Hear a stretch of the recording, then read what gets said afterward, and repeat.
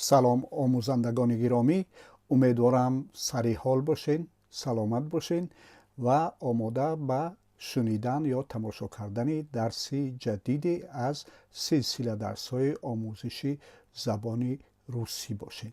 در این درس ما درباره تصریف فعل‌های روسی صحبت میکنیم.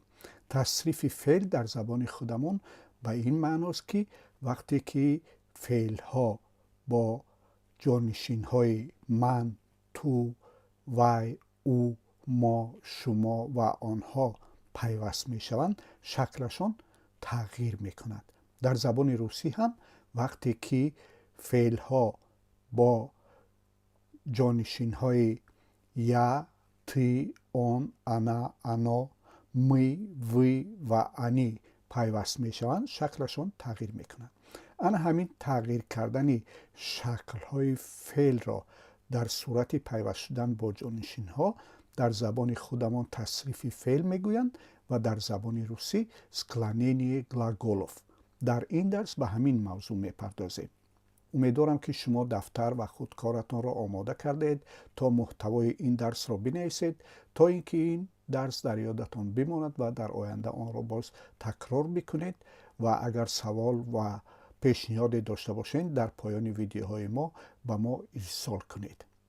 حالا در این درس به طور نوشتاری تصریف فعل ها را با هم میبینیم که در زبان روسی تصریف فعل ها همان چنان که گفتم سکلانینی گلاگولوف میشود. فعلی ایتی یا رفتن را میبینیم در اینجا که تی همان گونه که گفتیم پسوند است در فعل زبان روسی و ان هم در فعلی زبان تاجیکی یعنی در مصدر زبان تاجیکی پسوند است.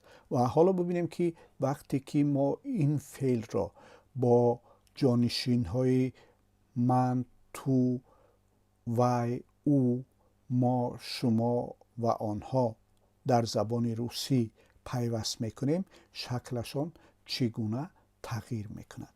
مثلا وقتی که این فعل را با جانشین یای زبان روسی پیوست میکنیم میشود چی؟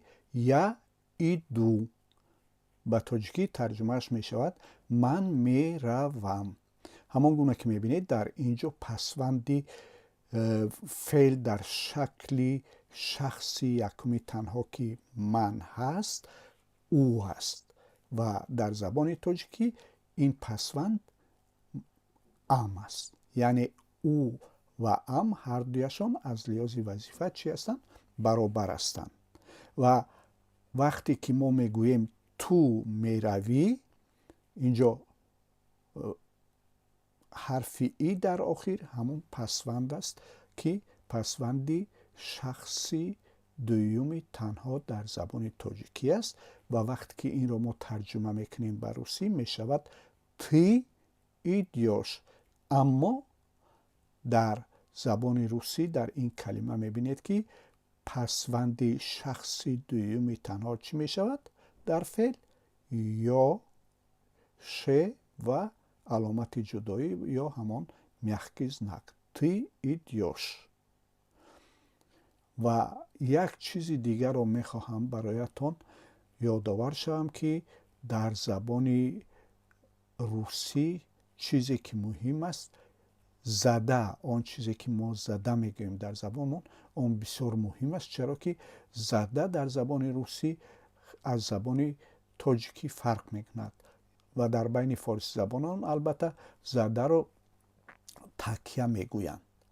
و اگر در این ترکیب یا ای دو اگر شما ببینید زده در روی چی افتیده است؟ او.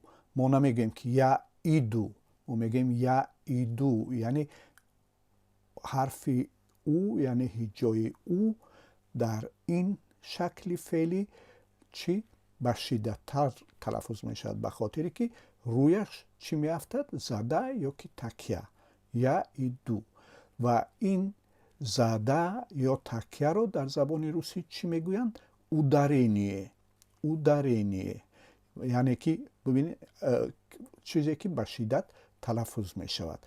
یا در فعلی تی ایدیوش اگر ببینیم اینجا هم تی ایدیوش نمیگوییم، میگیم تی ایدیوش یعنی زده یا تکیه یا اودارینی اگر به زبان روسی بگوییم در هیجای دوم در یوش میافتد.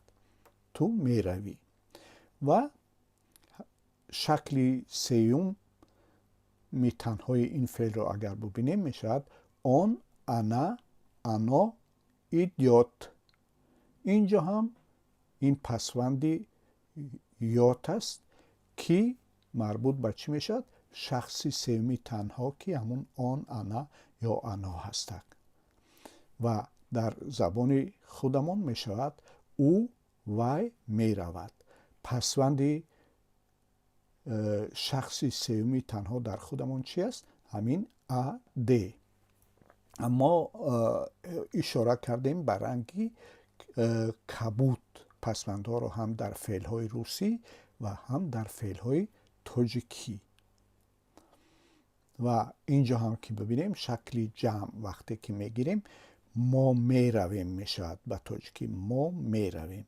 ما که شد حتما در آخری فعل پسوندی چی می آید؟ ام. ما میرویم. مثلا اگر ما بگوییم که ما میروم نادرست است. ما باید بگوییم که ما میرویم و یعنی با پسوندی ام فعل رو استفاده بکنیم. در زبان روسی هم وقتی که ما میگوییم می پسوندش چی میشود؟ یوم میشود و فعلش میشود می ایدیوم. پسوند یوم یعنی از لحاظ معنا برابر به همین امی زبان تاجیکی است. مثلا ام در فعل میرویم. یا به زبان اگر تاجیکی بگوییم شما میروید پسوند شما چی است؟ اد. اد در زبان خودمون. و در زبان روسی میشود شما میشود وی، میروید میشود ایدیوته. در اینجا هم که میبینید پسوندی شخصی دومی جمع یوته هست. در زبان خودمون پسوندی شخصی دومی جمع چی است؟ اد. و اینجا هم فراموش نکنید که ایدیوته نمیگوید، میگوید که ایدیوته یعنی زده در بالای چی میافتد؟ یا میافتد، یعنی در هجای دوم میافتد.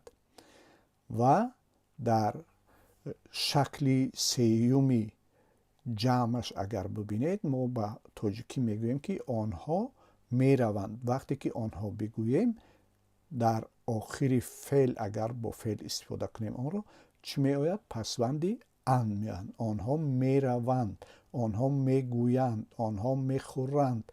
یعنی در همه اونها وقتی که با جانشینی آنها فعل را استفاده میکنیم فعل ها با پسوند چی میآیند؟ ان. در زبان روسی هم همین خیل. ما مثلا فعلی رفتن رو در اینجا میبینیم که چی شده است؟ انی ایدوت. انی آنها است و ایدوت میروند است. اوت یعنی اوت همون پسوندی اندی زبان تاجیکی همون هست، یعنی از لحاظ وظیفه‌اش. اینجا هم زده در هیجای دوم افتیده است. خوب دوستان عزیز، امیدوارم که این درس برایتان خوش آمده باشد و اگر خوشتان آمده باشد این درس پیوندی آن یا سلکه آن را به دوستانتان بفرستید و برایشان توصیه بکنید که از این درس های ما بهره مند شوند. تا درس های بعدی در پناه خدا و موفق باشید.